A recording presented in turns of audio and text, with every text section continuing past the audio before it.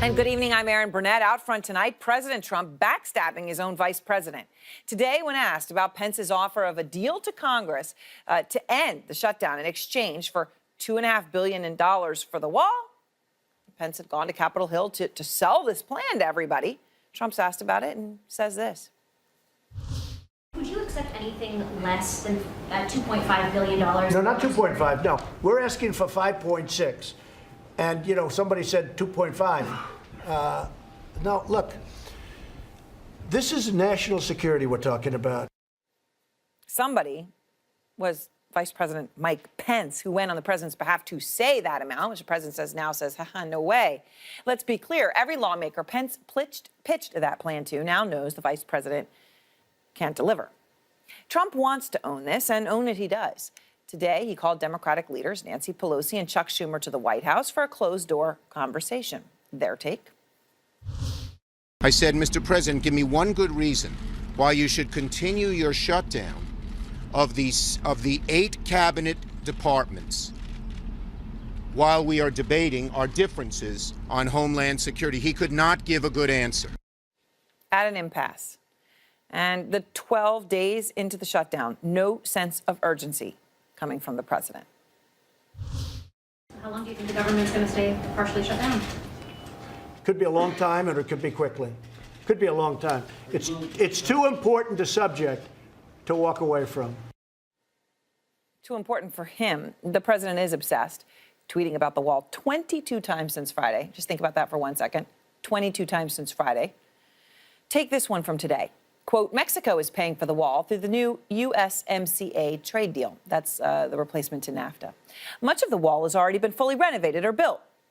Let me break this down. One, Mexico is not paying for the wall because the trade deal has not been approved by Congress. And even if it is, Mexico is still not paying for the wall because the money saved from that deal, if there is any saved, is supposed to go to you, the American taxpayer, not towards a wall. If Trump uses that money, right, because it's kind of hard to call it that, but if it's money to pay for the wall, he is taking it from you. You are paying for it, not Mexico, okay? And 2, back to the tweet. The president actually tweeted again, let me read it, quote, much of the wall has already been fully renovated or built.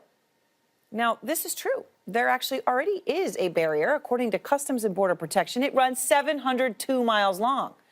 The president himself only wants 1,000 miles of wall along the 2,000-mile-long border. So it seems absurd that we're even in this position to begin with. Jessica Dean is out front live at the White House. And Jessica, you know, when you put all this together, 22 tweets since Friday, undermining, backstabbing his own vice president, does the president actually have a strategy here?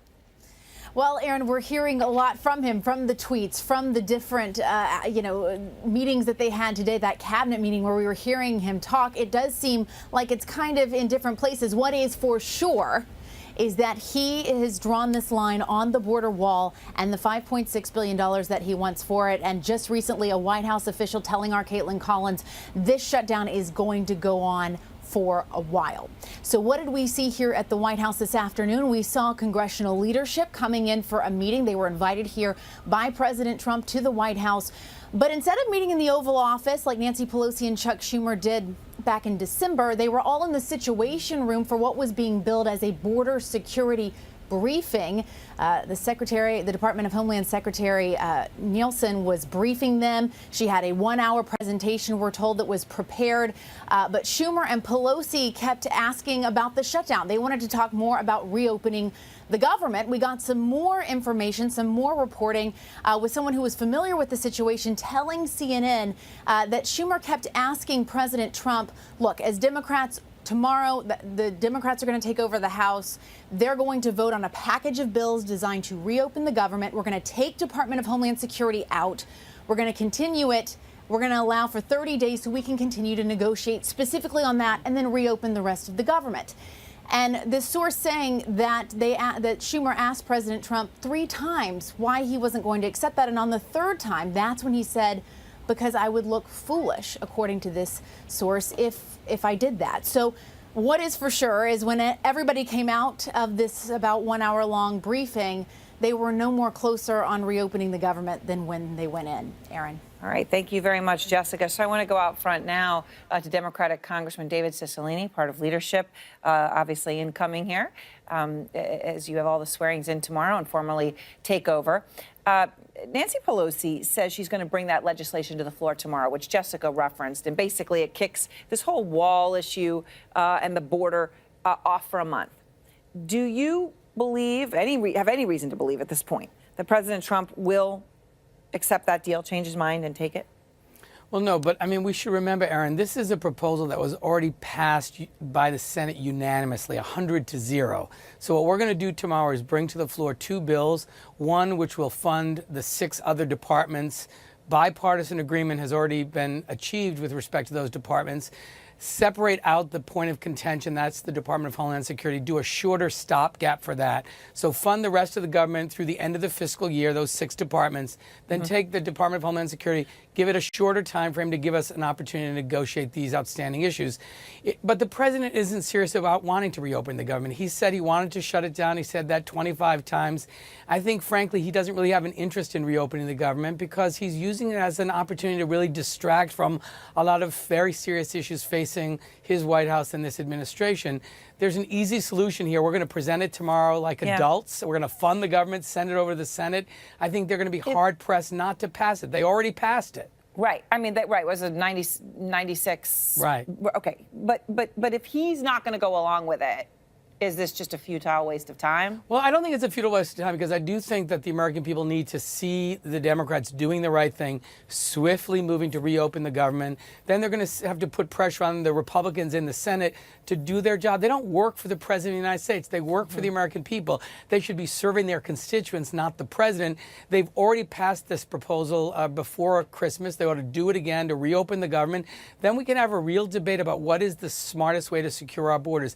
Democrats believe we should have secure borders, but we should do it in a smart way, invest in technology, drones, cargo inspections, satellites, more personnel. Let's do it in a way that actually achieves the objective, not just some 19th century solution for a 21st century problem, this big concrete wall that supposedly Mexico was going to pay for. Yeah, well, and it's concrete some days there's a fence, some days there's a border slats, whatever it is. Okay, but let me ask you this, because, you know, we've reported the vice president, right? Pence went to Capitol Hill with a $2.5 billion proposal, right? Saying, okay, well, we don't need this 5.6 or whatever. We'll go for 2.5, and here's how it could work. And the president was asked about it today, and here's what he said. Let me play it again. No, not 2.5. No, we're asking for 5.6. And, you know, somebody said 2.5. No, look, this is national security we're talking about. Okay, so Pence goes to Capitol Hill with a whole plan and tries to sell it, and the president's like, oh, I don't know who thought of that. I have nothing to do with it. I mean, is he throwing the vice president under the bus, backstabbing him? What's going on? Well, I think this is one of the difficulties in trying to negotiate the resolution of a matter with someone who doesn't always tell the truth and someone who doesn't keep his word. I mean, if you remember, the president approved the prior deal. That's why the Senate voted for it, you know, unanimously, because he had agreed to this idea of funding the 6 departments and doing a short-term CR for the Department of Homeland Security so we could work out these issues. Then he changed his mind after the Senate voted. So I think, again, there's a lot of trepidation about negotiating with someone whose word you can't trust, who seems to change his position with some frequency. I think if we do reach a deal, we're going to have to find some way to have the president commit to it so that he actually keeps his word. But I think it's what makes a very difficult negotiation even more difficult. You just don't have a sense where the president really is and whether he's going to actually stick with the position he takes. All right, so you've got people impacted by this, you know, citizens who deal with the government, right? Rely on the government, deal with the government. You have 800,000 federal workers who are directly impacted, right? Not getting paychecks right now. And even if they, when they get back pay, right, they've got bills to pay and debts to service that they can't do while they're not getting paid.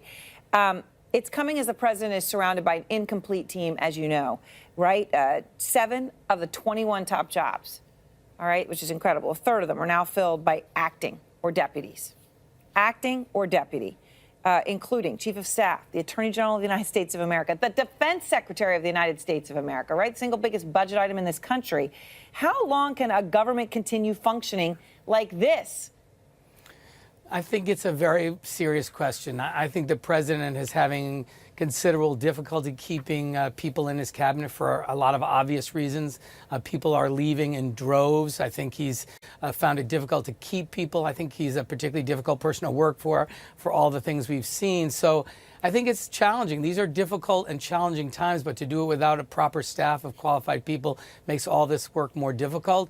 And I think the president has sort of, particularly with the departure of Secretary Mattis, sort of the only adults in the room have left. And so I think it's a real challenge. And the president's surrounded by folks who are just sort of cheering him on.